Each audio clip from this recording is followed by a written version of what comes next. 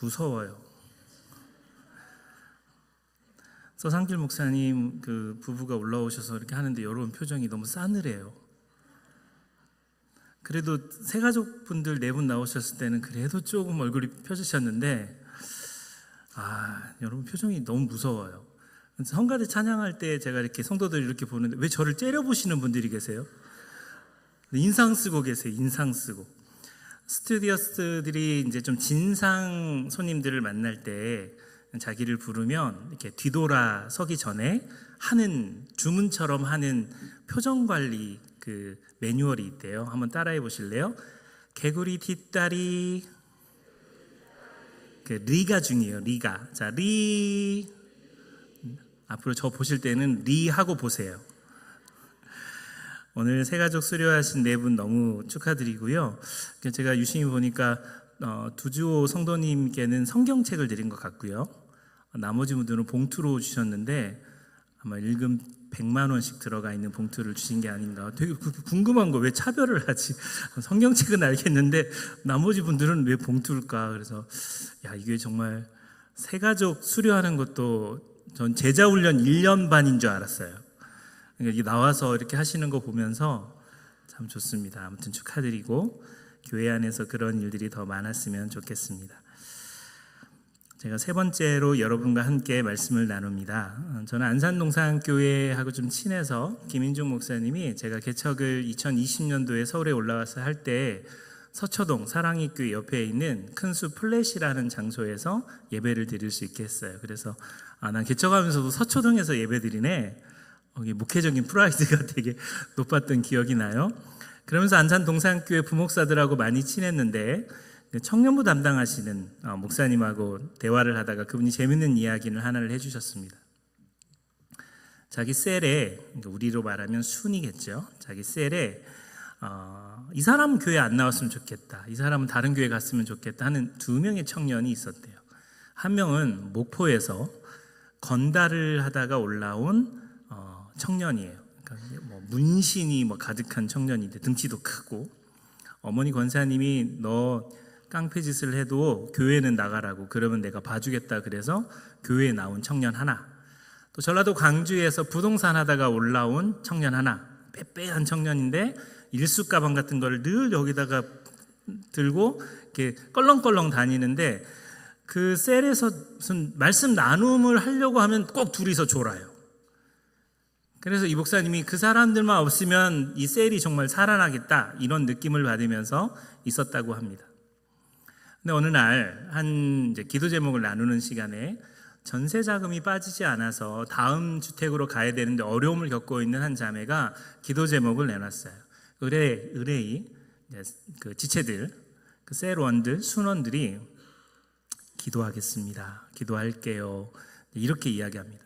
기독교인들이 가장 많이 하는 말, 목사들이 상담을 듣거나 가장 많이 하는 말, 기도하겠습니다라는 말을 해요. 저는 그 말이 좀 책임이 있어야 된다고 생각해요. 기도하겠다고 하면, 예를 들어서 어떤 분이 감기가 걸렸어요. 아프셨군요, 기도할게요 라고 했으면 그 다음날 전화라도 드려서 좀 어떠세요? 일주일 만에 교회에서 만나면 지난번 감기 걸리셨는데 어떠세요? 이 정도 말할 수 있는 센스가 있어야지 기도했다라고 할 수 있어요. 근데 우리가 그냥 기도할게요, 이 말은 다음에 밥 한번 먹자라고 하는 말처럼 그냥 통상적으로 쓰이는 말로 교회 안에서 사용되는 거죠. 그 셀 모임에서 그렇게 기도할게요 라는 이야기를 했고, 셀 장인 이 목사님도 기도할게 라고 이야기를 하는데 이 2명의 청년들은 달랐습니다. 너 전세 계약서 한번 꺼내봐. 부동산 하는 그 청년은 전세 계약서를 꼼꼼히 보면서 하자 없구만, 야 이 정도면 법적으로 문제 없어, 그러면서 그 문제를 풀어주는 거예요. 근데 실질적으로 그 문제를 풀어준 건 목포에서 올라온 그 양아치 건달 청년이었어요. 너희 집 어디요? 앞장서. 그리고 집에 가가지고 그 주인집에 가서 위통을 까, 이러면 안 돼요. 위통을 까니까 이제 용문신, 귀여운 살찌기 전에 문신을 했나 봐요. 그러니까 살찐 용이 나타나면서 들어 누워서 돈 주기 전에는 못 간다고, 야가 내 동생이요 그러면서 그랬는데 10분 만에 돈을 받았다는 전설 같은 이야기가 있습니다. 그러면서 이 목사님이 교회에는 쓸모없는 사람이 없다, 자기가 생각했을 때는 그 사람들이 없었으면 좋겠다고 생각했는데 아니구나. 교회에는 정말 모두 다 귀하구나. 하나님 이렇게 사용하시는구나. 이것을 새롭게 느꼈다는 거예요.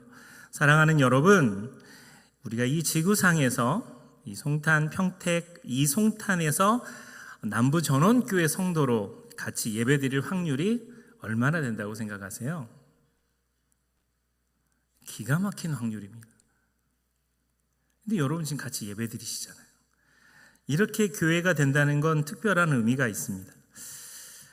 오늘은 이 본문 말씀이 교회에서 임직자 선거할 때 투표를 앞두고 주로 사용하는 본문 말씀을 선택했습니다. 24절에 보니까 이렇게 기도합니다. 뭇사람의 마음을 아시는 주여, 이 두 사람 중에 주님께서 택하여 주셔서 봉사와 사도의 직무를 대신할 자를 뽑아주세요.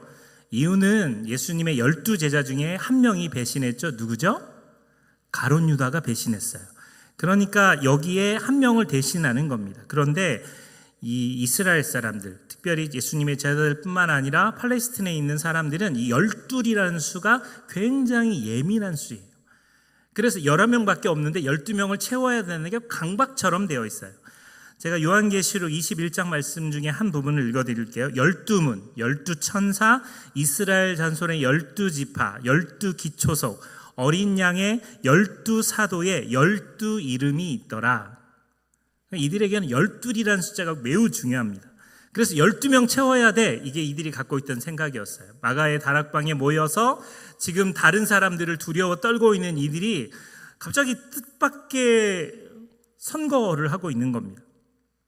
그리고 이들이 자격 조건을 이렇게 세웠어요. 첫 번째는 제자가 될 자격이 있는 사람은 예수님이 이 땅에 계실 때 세례 요한의 세례 이후부터 예수님이 승천하실 때까지 같이 다녔던 제자, 우리가 보통 12명만 알잖아요.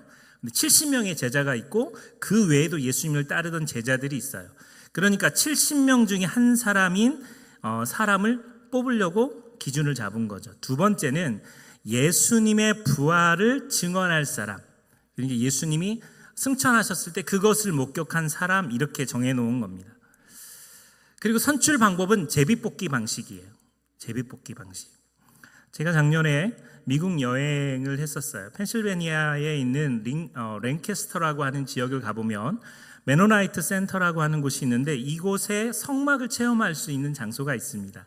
성소, 지성소가 이렇게 보이게 장식해놨고 언약궤, 제단, 물두멍, 휘장, 진설병, 금 등대, 이게 방언하는 게 아니에요. 이런 게 그 안에 다 있어요. 그것을 실제 크기로 그냥 딱 제작해놨어요. 제가 거기 가서 꼭 보고 싶었던 거 있었어요. 보고 싶었던 거. 그게 뭐냐면 제사장의 복장인데 제사장의 복장이 정말 화려하게 생겼어요. 요즘 청년들 말로 간지나게 생겼어요. 이렇게 탁 여기에 12개의 보석이 박혀 있습니다.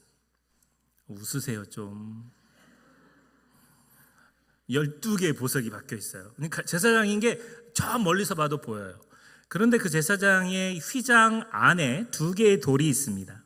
우림과 성가대에서 그래도 아시는 분이 계시네요. 우림과 전 여러분이 너무 좋아요. 성경을 너무 몰라서 가르칠 맛이 나요. 처음 들어봐요. 우림과 둠밈이라는 2개의 돌이 있어요. 그래서 국가적으로 어려운 문제가 생겼을 때 하나님께 그 대답을 구할 때 제비뽑기처럼 뽑는 돌이에요. 제사장이. 하나님이 전쟁에 나갈까요? 뽑았을 때 긍정, 그럼 예스, 나가는 거. 이거 나가면 안 돼. 이거를 우림과 둠밈이라는 것으로 뽑습니다. 이게 레위기 8장이 등장하고요. 민수기 27장, 신명기 33장, 사무엘상 23장, 에스라 2장, 느헤미야 7장에 등장해요. 그래서 정말 하나님의 뜻을 구할 때 하나님 내가 어떻게 했으면 좋겠습니까? 이럴 때 이걸 뽑아요. 여러분, 인생의 해답이라고 하는 책이 있어요. 여러분 기도와 말씀으로 사셔서 그런 거 잘 모르시죠? 청년들에게 있는 책인데 성경책처럼 두꺼워요. 근데 이게 검은색 책인데 무슨 얘기냐면 자기가 질문을 내요. 하나님 그 책을 펴기 전에 제가 이 직장을 갈까요? 내가 오늘 그 미팅을 나갈까요? 그렇게 펼쳐요. 네 주제를 알라. 뭐 이런 거 나와요. 진짜로. 그러니까 이게 되게 페이지마다 되게 다양한 답글이 적혀 있어요. 그래서 그걸 펼쳤어요. 재미로 하는 건데 이걸 진짜 믿고 그걸 사가지고 뭘 결정하든지 펼쳐가지고 그 운세 뽑듯이 하는 사람도 있습니다. 그러니까 우림과 둠밈, 제비뽑기 하는 방식은 그런 겁니다. 이 사람을 할까, 이 사람을 할까 할 때 뽑아서 결정을 하는 거죠. 동전을 던져서 받으면서 앞면이 나오면 뭐 하고 뒷면이 나오면 이런 식으로. 이 모든 것들을 할 때 그들은 되게 성경적인 말씀의 기초로 기도함으로 사람을 뽑았어요. 그런데 두 명의 후보 중에 한 사람이 좀 무력합니다. 하나는 바사바라고도 하고 별명은 유수도라고 하는 요셉이라, 사실 이 사람을 설명할 때는 앞에 좀 문장이 좀 길어요. 이 사람은 이런 일도 하고 저런 일도 하고 별명이 이거야. 요셉이라는 사람이야. 그리고 마띠아 이렇게 나옵니다. 근데 제비를 뽑았는데 마띠아가 됐어요. 관심 없으시죠? 마띠아가, 저만 흥분한 것 같아요. 마띠아가 뽑혔어요. 근데 문제는 뭐냐면 마띠아라고 하는 이 사람이요, 성경 여기서만 등장하고 성경에서 사라집니다.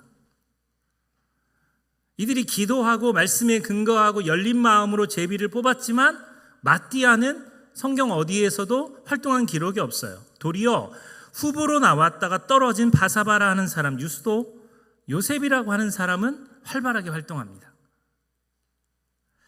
제가 신학교를 다닐 때 신약학을 가르치셨던 김근수 교수님이 이 본문을 가지고 설교를 하시는데 정말 저는 그게 너무 마음에 들었어요. 왜냐하면 그분이 이야기합니다. 사람들이 뽑은 이 성경에는 사람들이 세운 기준과 사람들이 세운 제도가 들어가 있어요. 그런데 사도행전 1장은 사람들이 불안에 떨면서 지금 마가의 다락방에 있는 상황에서 기도하기 시작하는 장입니다. 근데 사도행전 2장에 무슨 사건이 등장한 줄 아세요? 성령 강림이 등장해요. 성령께서 강하게 임하는 그 사건이, 하늘로부터 급하고 강한 바람이 불고, 그리고 온 집안에 가득하며 불의 혀처럼 갈라지는 게, 그들이 각각 모여 있는데 머리 위에 한 사람씩 임합니다. 그리고 그들이 성령의 충만함을 받고 성령의 말하게 하심을 따라 방언으로 선언합니다. 그리고 46절에 보면 날마다 마음을 같이하고 성전에 모이기를 힘쓰고 집에서 떡을 떼며 기쁨과 순전한 마음으로 음식을 먹고 하나님을 찬미하며 온 백성에게 친송을 받습니다. 성령 충만 받은 사건 이전에 그들이 열둘이라고 하는 수에 대한 강박으로 세웠던 그 조건으로 하나님이 세운 사도 한 사람이 등장하는데, 그 한 사람이 나중에 사도라고 하는 것을 자꾸 입증해야 되는 곤란한 일을 겪게 돼요. 12번째 사도는 사도 바울이었을 거라고 신학자들 중에 해석하는 사람이 있어요. 저는 그게 공감되거든요. 그래서 사도 바울이 로마서 1장에 보면 자기를 소개할 때, 제가 소개할 때 안녕하세요, 움직이는 교회 노지훈 목사입니다 이렇게 소개하잖아요. 이렇게 되어 있어요. 예수 그리스도 종 바울은 사도로 부르심을 받아.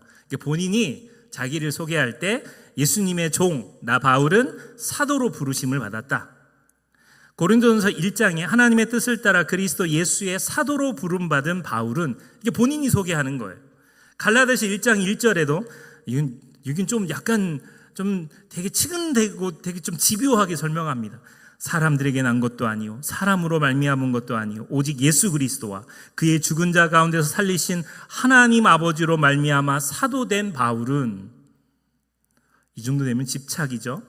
에베소서 1장 1절에는 하나님의 뜻으로 말미암아 그리스도 예수의 사도된 바울은 이렇게 설명합니다. 심심하실 때 서신서 1장 1절만 한번 쭉 보세요. 사도 바울은 자기가 사도인 걸 설명합니다. 근데 당시에 교회가 세웠던 기준으로 사도 바울은 사도가 아니에요. 요한의 세례부터 예수님이 승천하실 때까지 사도 바울은 그 자리에 있지 않았어요. 예수님의 부활을 직접 보지도 않았습니다. 사도 바울은 어떤 사람이에요? 그가 사울일 때 예수 믿는 사람들을 핍박했습니다. 특별히 스데반 집사를 죽였잖아요. 그런 사람이에요.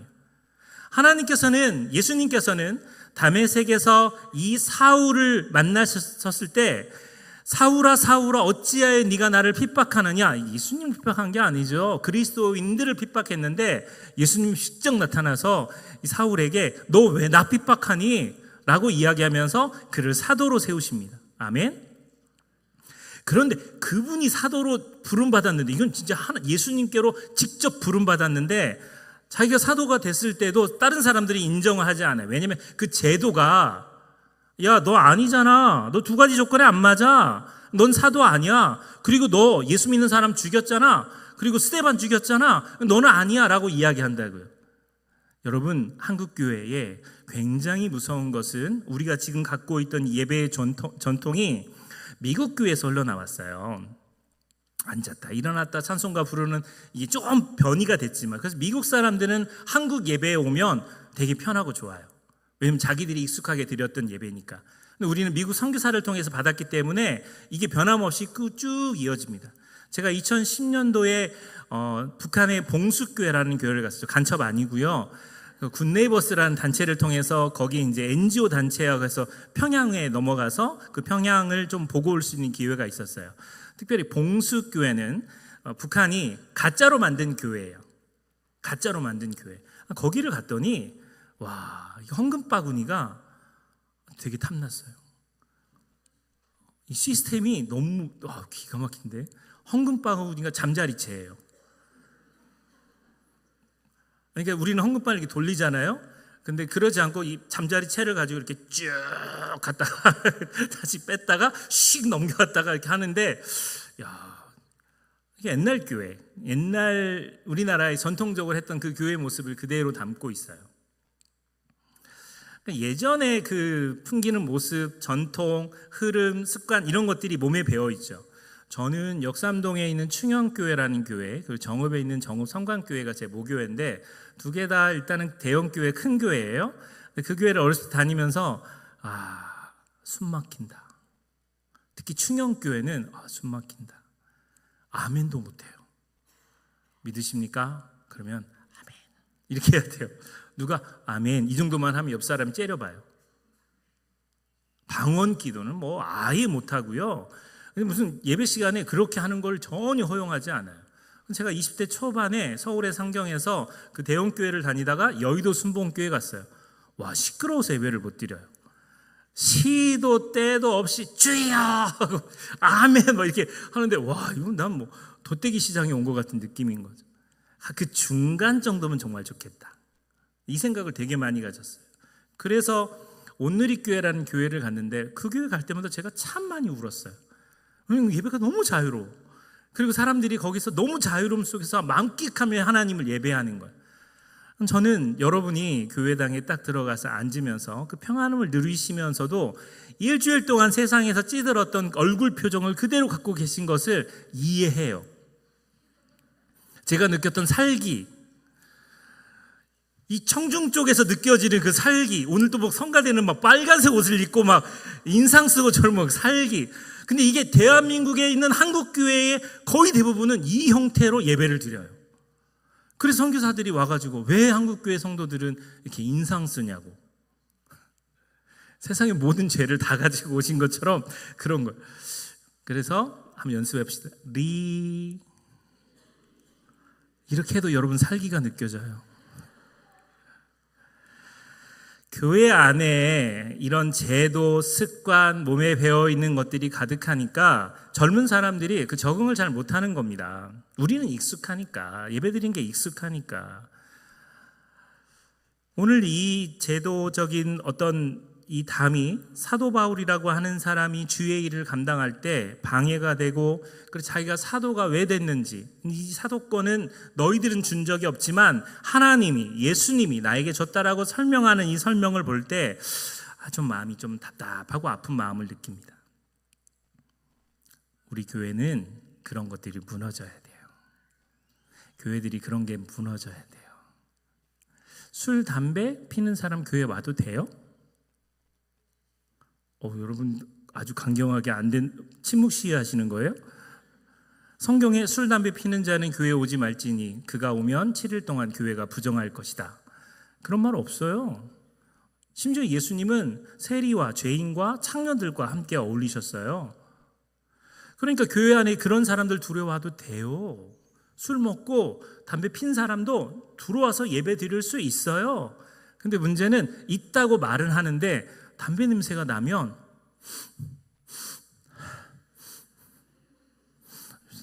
뭐 이렇게 우리도 모르게 그 생각을 가져요. 그도 알아요. 자기 몸에서 담배 냄새 나는 거. 그럼에도 불구하고 전도되어서 교회를 들어왔는데 그러면 환영해 줘야죠. 제가 옛날 고등부 사역할 때 목사님은 투시의 연사가 있어요. 그래서 웬만하면 다 알아요. 이렇게 이야기를 했어요. 얘들이 저를 막 피해요. 거짓말이었는데. 근데 한 해가 딱 왔는데 담배 냄새가 나요. 제가 한마디 했어요. 끊어라. 근데 그 애가 제 앞에 무릎을 꿇었어요. 어떻게 하세요? 냄새 나, 냄새. 냄새가 그냥 풀풀 나. 근데도 걔는 제가 특별한 은사로 맞춘 줄 아는 거죠. 그런 애들도 교회 다닐 수 있어요. 근데 우리 안에 그런 사람은 교회 오면 안 돼 라고 하는 생각이 박혀 있으면 이게 암묵적으로 그 질서가 있는 겁니다. 말씀을 맺겠습니다. 정리할게요. 저 고등학교 때 친한 친구가 있었어요. 근데 제가 그 친구에게 좀 맞았어요. 장로님 똑같이 둘 다 장로님 아들인데 전 고등학교 때 키가 되게 작았습니다. 정말 작았어요. 저 군대 가서 컸어요. 나중에 이제 키가 컸는데 키가 작고 왜소했지만 그 친구가 나쁜 친구들과 어울리는 게 안타까워서 제가 승용아, 너 그러면 안 돼. 너 그렇게 하면 안 돼. 너 담배, 술 원래 안 그랬잖아. 그리고 넌 중등부때 회장도 했잖아. 너 임력원이잖아. 그러면 안 돼라고 이야기를 했어요. 그러다가 이제 그 반에 끌려가서 걔가 나를 때린 게 아니고 걔와 함께 어울리는 친구들이 저를 때리기 시작했어요. 물론 제가 쿵우를 했기 때문에 가볍게 걔들을 제압할 수도 있었지만 믿으시면 아멘. 근데 그냥 맞았어요. 맞으면서도 나를 때리는 이 친구들이 아니라 그 친구에게 그러면 안 된다고 계속해서 제가 이야기를 했어요.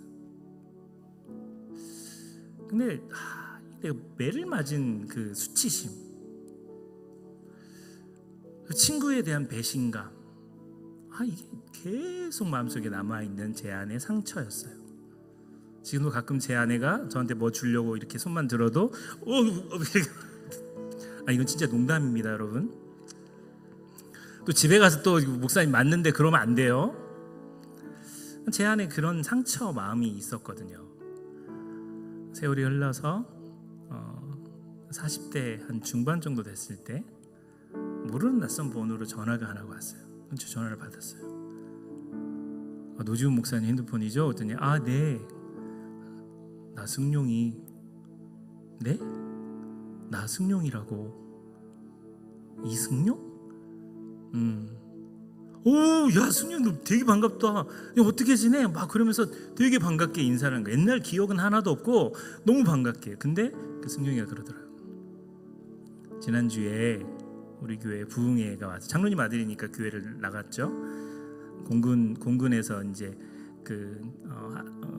근무하고 있는 친구인데 은혜를 받은 거예요. 그러면서 갑자기 수년 전에 고등학교 때 저를 때렸던 그 기억을 하나님이 떠올리게 하셨어요.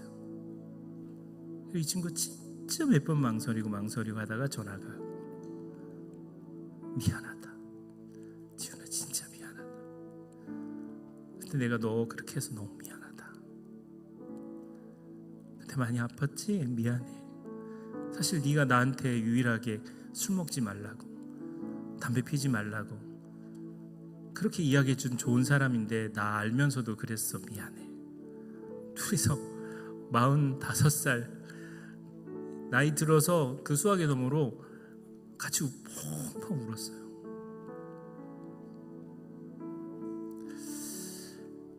한 가지 이야기만 더 하고 말씀을 읽겠습니다.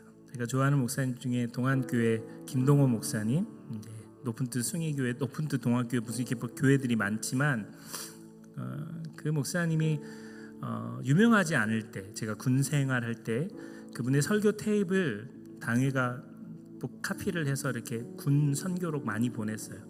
그분이 얼굴이 누군지도 모르고 그 테이프를 들었는데 많은 이야기 중에 제일 감동이 됐던 이야기는 노예 안에 있는 김 목사, 박 목사 이야기가 제 마음속에 감동이었습니다.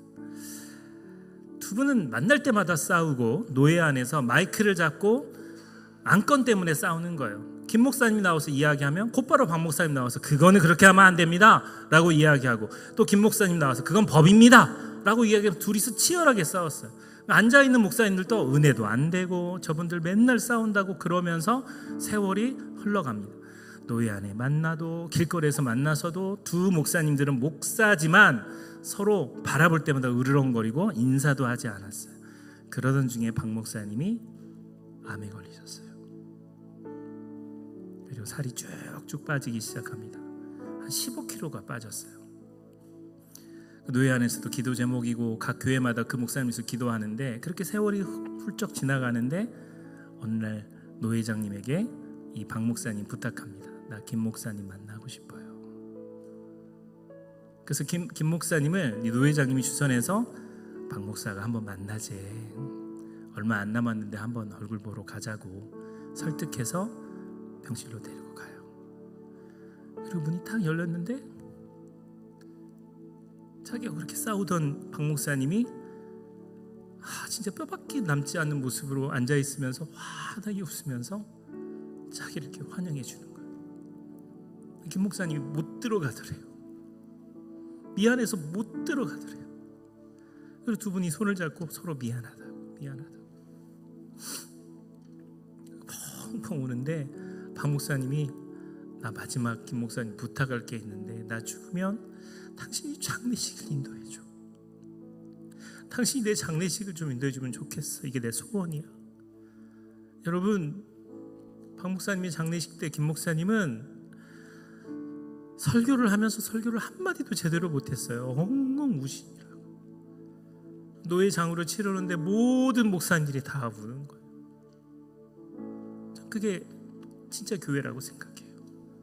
용서하고 사랑하고 다가가고 품어주는 거, 그게 진짜 교회예요. 예수님의 핏값으로 세워진 이 교회는 인간의 제도, 인간이 세워놓은 많은 것들이 그냥 허구고 무너질 수 있어요. 우리가 기도하고 말씀 보고 어떤 걸 결정했어도 그것이 틀릴 수 있어요. 그게 사람의 한계거든요.